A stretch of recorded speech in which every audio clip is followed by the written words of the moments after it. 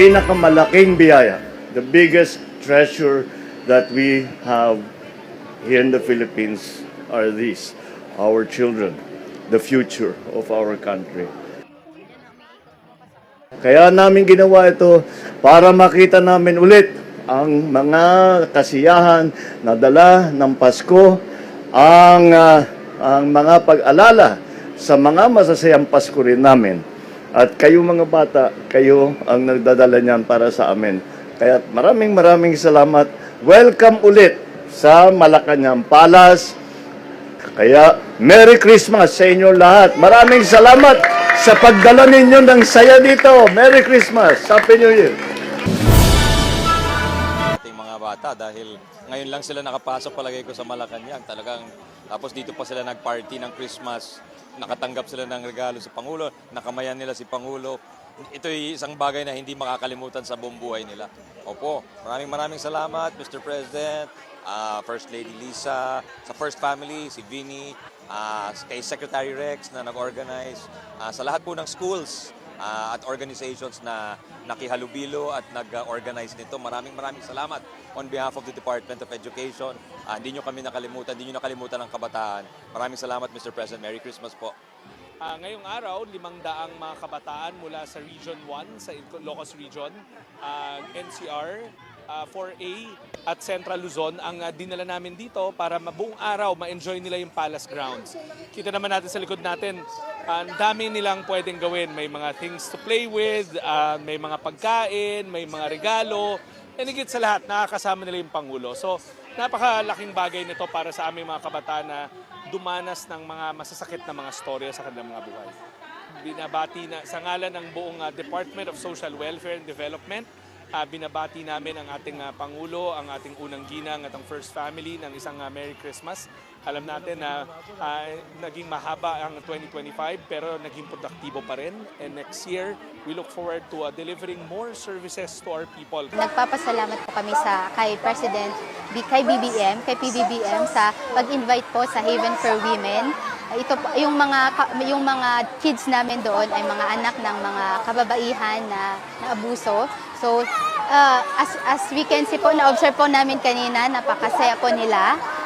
So kay President Bongbong Marcos, maraming salamat po mula sa Haven for Women. Merry Christmas and a Happy New Year po. Kanina 5:30 pa lang ng umaga, marami nang nakapila sa barangay nag-aabang. So ngayon naman, nakikita naman natin silang lahat na masaya dito, nag-e-enjoy lang at tamang-tama lang kasi season of Christmas talaga. Merry Christmas po, President Bongbong Marcos. Maraming salamat po na naimbitahan nyo kami dito. At maraming salamat po na nakapagpasaya kayo ng mga kabataan, lalong-lalo na din sa barangay namin na nasasakupan. Thank you so much po. Merry Christmas! Nakikita mo sa excitement nila eh. Pagdating pa lang namin dito, nakikita mo talaga yung ngiti sa kanila, tsaka pagpasok namin dito, sobrang excited sila. At tsaka hindi naman nalata excited sila kasi alas 6 ng umaga, gising na sila, tsaka prepared na po sila na. Maraming salamat po, President Bongbong Marcos, sa pag-imbita po sa mga kabataan namin sa Barangay 847 at Merry Christmas po. Sana po tuloy-tuloy pa rin po yung pagserbisyo nyo, hindi lang po sa kabataan at sa buong Pilipinas na rin po.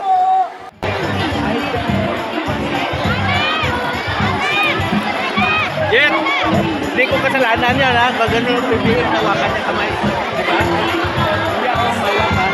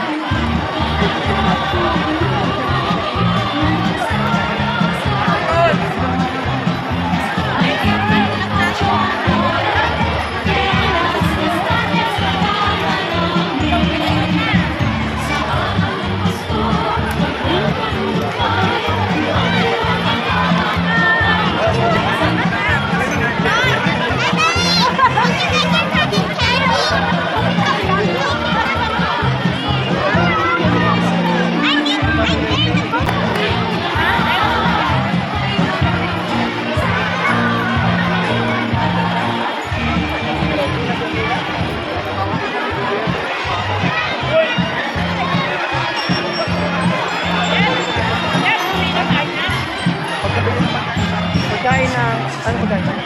Saan tayo magkita? Ano pa rin?